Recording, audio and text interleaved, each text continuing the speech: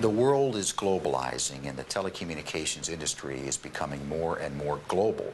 We have now for 10 years after our big merger created a global glue where people are tied together, where we don't internally compete but support each other. Globalization has been one of the most important factors to affect business over the last 20 years. But what is globalization? How is it different from what existed before? Companies used to export to other parts of the world from a base in their home country. Many of the connections between exporting and importing countries had a historical basis. Today, to be competitive, companies are looking for bigger markets and want to export to every country. They want to move into the global market. To do this, many companies have set up local bases in different countries. In this programme, we hear from two chief executives how their companies dealt with going global. Percy Barnevik, one of the world's most admired business leaders when he was chairman of the international engineering group ABB, and Dick Brown of telecommunications provider Cable & Wireless. Cable & Wireless already operates in many countries and is well placed to take advantage of the increasingly global market for telecommunications. I asked Dick Brown, what is globalization? For him, it involves the economies of countries being connected to each other and companies doing business in many more countries and therefore having multinational accounts. The world is globalizing and the telecommunications industry is becoming more and more global. And so we feel we're well positioned in that marketplace. You see currency markets are more globally tied. Economies are globally connected, more so nowadays with expanded trade. More and more multinational accounts are doing business in many, many more countries. We're a company at Cable & Wireless now well positioned to carry the traffic and to provide the services to more and more companies that now need to get to 5 countries or 12 countries or 20 countries. We're often there. When Percy Barnevik became head of the international engineering group ABB, his task was to make globalization work. He decided to divide the business into over 1,000 smaller companies. In this way, he believed the company could be both global and local. In answering the question, how do you make globalization work, Percy Barnevik describes the global glue that keeps the many different people in ABB together. He then looks at the need to manage the 3 contradictions of the company. It is decentralized but centrally controlled. It is big and small at the same time, and it is both global and local. We have now for 10 years after our big merger created a global glue where people are tied together, where we don't internally compete but support each other. And you have global leaders with global responsibility, and you have local managers working with their profit centers. And if you have the right, so to say, agenda for these people and the right structure, you can use a scale of economy and your advantages of bigness but being small. We used to say that you have 3 contradictions: decentralized and still centrally controlled, big and small, global and local. And of course, to try to make these contradictions work together effectively, then I think you have a big organizational competitive edge. Globalization can bring advantages to a business, but how does a company go global? Dick Brown mentions 3 ways companies can achieve globalness. Firstly, companies can work together in alliances. Secondly, they can acquire or buy other companies. And thirdly, they can grow organically by expanding from their existing base. Well, as you go global, and a handful or more of companies are going to really push out, in my view, to be truly global companies. And some of them, maybe all of them, will also work to be local. They'll be local in chosen markets and global in their ability to carry their customers' needs from continent A to continent B. We want to be one of the companies that's both global and local. Alliances are one way to be global. It's not the only way to be global. You can acquire your way to globalness. You can organically grow your way to globalness, You can have alliances which help you get global quicker. So you take your pick. You have to start from the top with local people who understand language, culture and so on. And I think in this global world where the East is coming up now, that's a winning recipe. ABB clearly found the winning recipe. Its theory of globalization has become the company's working practice. So how do you make theory work in practice?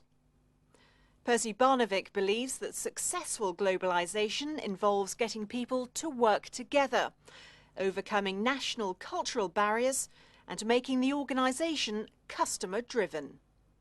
You see, the easy thing is to have the theory, but then to make the systems work, to make people really work together, to trust each other, Americans, Europeans, Asians, to get over these national cultural barriers and create a common glue, ABB, and then make them customer-driven.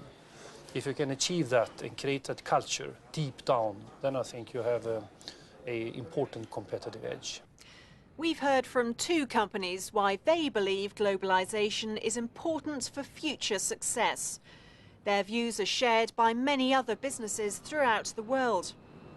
What Dick Brown and Percy Barnevik have shown is that there are different routes to globalization and that companies have to work hard to succeed in going global.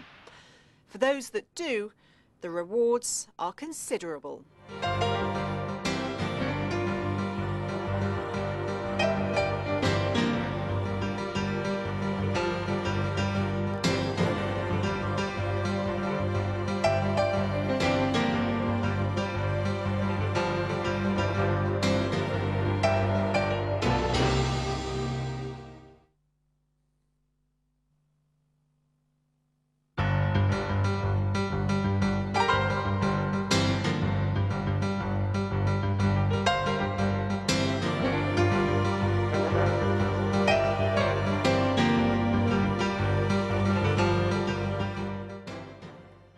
The job of a leader, whether it be in CNBC or any other place, is give employees dignity and voice. Allow them to reach their full potential. As a CEO, my job is to remove barriers. It's not to come up with all the ideas. No one person's that smart. Once upon a time, the boss gave orders and the workers carried them out. Sometimes managers interpreted them along the way. This top-down or hierarchical model of business organisation has changed dramatically in the last decade or so. It responds too slowly for today's fast-moving businesses. So what kind of organisational structure is now needed? And how does today's business leader help to shape it? The answers to these questions are provided by Professor Sandra Dawson, Director of the Judge Institute of Management Studies at Cambridge University. And the two chief executives we've just seen, Jack Welch, who was Chairman and Chief Executive, transformed General Electric into one of the world's most admired companies, and Mike Bloomberg, founder of the fast-moving business information service, which bears his name. First, we asked Sandra Dawson what is the best management structure for businesses. Professor Dawson believes that structures are just tools or instruments to improve the business. She thinks that hierarchy or top-down management is not the right structure for businesses which are trying to encourage employees to use their own ideas, their initiative, in finding solutions. Employees now have the power or discretion to decide what they should do. She believes that the people at the top don't have all the answers. There is, she says, no monopoly of truth and right. I don't think there is one best way of managing anything. You have to think very carefully about what's the nature of the task and how can that best be achieved. Structures are just tools to enable you to do your business better. The reason why there's a lot of change is because hierarchy is not in the main the best way for organising businesses that require a lot of initiative and a lot of discretion throughout the organisation. In other words, for businesses where you know there is no monopoly of truth and the right solution at the top. We then asked Sandra Dawson what she thought the role of the business leader was in this new structure. She sees leaders as people who clearly show what the company stands for, displaying the values. They must decide what the company wants to do, giving a sense of direction. This is especially important in companies where there is distributed leadership, that is, where major decisions are taken at all levels throughout the company. And leaders have to look outside the company at its competitors and its customers, scanning what's going on. They should make sure the company knows what customers want, that it is tied in with its customers. They should also be aware of new technology and employ specialists to develop new ideas. I think displaying the values of an organisation, not just by speaking them but by acting them, is critically important. I think giving a sense of direction is vital, because if you have more distributed leadership, if you have many people with discretion, you still need to have a common focus on what's the long-term direction of the organisation. So stressing the values, giving a great sense of direction, and also scanning what's going on outside, because people can become very much focused on the requirements of doing the job today, particularly in this very competitive world, and therefore knowing what's going on outside, making sure that you're tied in with customers, looking to the future of new technology, making sure you've got very good specialists working with you, with whom you can take ideas and develop those. That's what I think the leaders now need to be.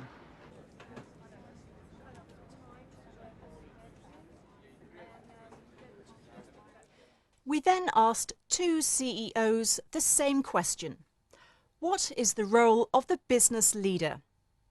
Jack Welsh says it's to give employees dignity and voice so that their ideas are listened to by management. Leaders should encourage employees to use their abilities to the full, to reach their full potential.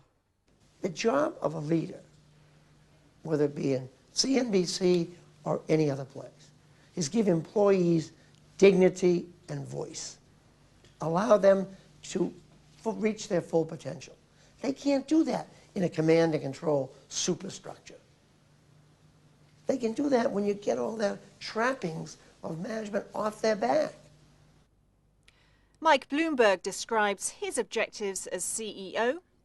1, to remove barriers to communication. 2, to create a meritocracy where people with the greatest ability have the greatest rewards. And 3, to encourage the flow of information within and outside the organisation. As a CEO, my job is to remove barriers. It's not to come up with all the ideas. No one person's that smart, and there's no reason to think that I am any smarter than anybody else. But my job is to make sure ideas get up to the top. My objective is, my responsibility is to make sure it's a meritocracy, that those that put in the time and do better get compensated better than everybody else. And so I try to remove things that would impede the flow of information. Nobody in our company has a private office. I don't have a private office. Why not me? Well, number one, I want the communications. And number two, it's very easy for me to say to you, you don't get one if I've given up mine. We don't have walls. We don't have conference rooms have glass walls, and a lot of places don't have doors on them. We encourage people to come in at the same floor. The employees' snack bar is right when you walk in the door. We'd like our customers to mix with our people. We encourage people to run in races together, have picnics together. Anything I can do to get different parts of the company to talk to each other. We don't have titles in our company. Titles are another one of those things that would keep people from talking, and I don't want those things. How does an